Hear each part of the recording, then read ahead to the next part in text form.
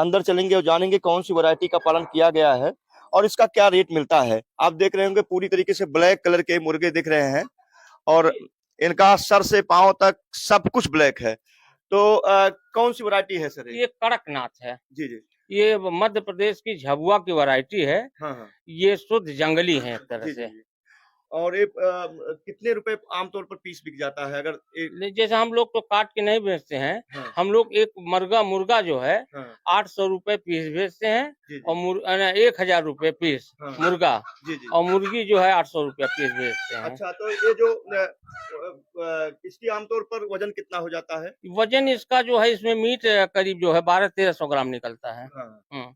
और ये इसका जो चूजा है कितने रुपए में चूजा एक चूजा मिल चूजा पाता होगा? 65 रुपए का मिलता है। अच्छा। हाँ। और कितने दिनों में तैयार हो जाता है? 6 महीने लगता है इसको तैयार 6 होने महीने में। में। हाँ। तो इस ये जो अभी तक आपने कितने कड़कनाथ पाल रखे होंगे?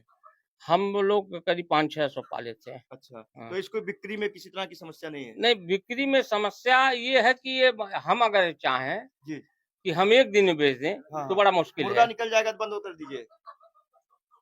एक दिन में जो है जी। ये नहीं बिक पाएगा। हाँ, हाँ। और ग्राहक जैसे जैसे आते हैं हाँ। वैसे वैसे हम बेचते हैं। लेकिन तब भी मुझे लगता है आम मुर्गों की वैरायटियों से जैसे ज़्यादा इसमें कोई रोग नहीं है, हाँ, हाँ। कोई खर्चा नहीं है। जी, जी। इनको हम जो है ज्यादातर जो है नेचुरल चीज पे रखते हैं, जैसे घास पे जी। और चीजों पे। और हम वो उनका जो दाना आता है उसको नहीं देते हैं। अच्छा, तभी यहाँ पर दुर्गंध नहीं आ रही जो दुर्गंध दुर्गंध नहीं, आता हाँ, है। दुर्गंध देखिए नहीं आ रही है। अच्छा, इनका कोई टीकाकरण या इनको रोग कुछ नहीं, कोई रोग नहीं। जी, जी। एक बार होता है, जब अच्छा। शुरू में जब बच्चे आते हैं हाँ, तो एक बार होता है। तो अभी हम जहाँ पर खड़े हैं आप देख रहे होंगे ब्लैक कलर के मुर्गे दिख रहे हैं और खासकर जब हम मुर्गे के दरबों में जाते हैं तो वहां पर खड़ा रह पाना मुश्किल है, लेकिन आप देख रहे होंगे यहाँ पर बाजरे या चरी का जो भी है चारा रखा गया है और इसकी वजह से जो दुर्गंध आती है जरा भी दुर्गंध नहीं है। तो ऐसे में ये लोगों की खास पसंद हो सकती है मुर्गे। इसको हम कड़कनाथ के नाम से जानते हैं। मशहूर क्रिकेटर और भारत के क्रिकेट टीम के कप्तान रह चुके महेंद्र सिंह धोनी ने इसका पूरा लंबा फार्म बना रखा है और उनका ये फार्म भी चर्चा का विषय रहा है। तो कड़कनाथ मुर्गे का सर से पांव तक सब कुछ काला होता है। तो आप देख सकते हैं, मैं आपको दूर तक ले चल के दिखाऊंगा, मुर्गों को थोड़ा इधर करूंगा। अब देखिए मैं करके दिखाता हूँ। बस मुर्गियों को मैंने इधर कर दिया।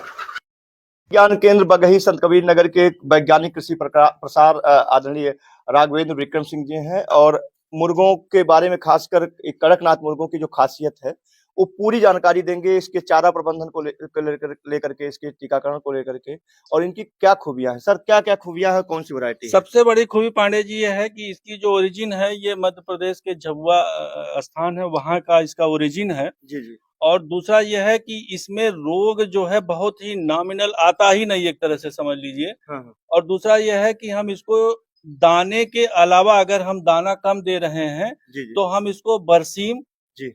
और चरी दे मलाई घास, चरी, और सबसे ज्यादा इसके लिए प्रोटीन युक्त होता है हमारा अजोला।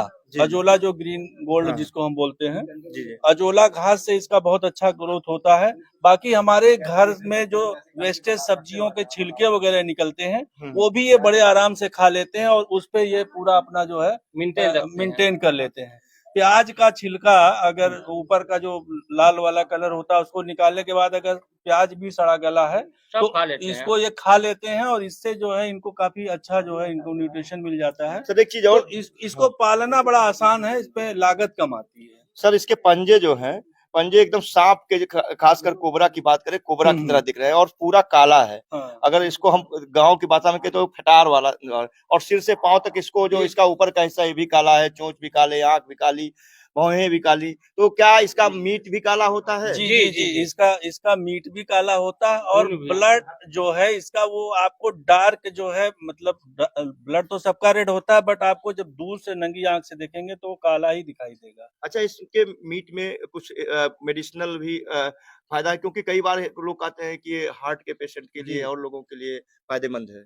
सर इसमें जो है इसका जो मीट है इसमें फाइबर का कंटेंट बहुत कम होता है। जी जी। तो जब फाइबर कंटेंट बहुत कम होगा तो आपको वो सुपाच्य होगा, और जो हार्ट के पेशेंट हैं या बीपी के पेशेंट हैं या शुगर के पेशेंट हैं तो उनको आसानी से पच जाता है।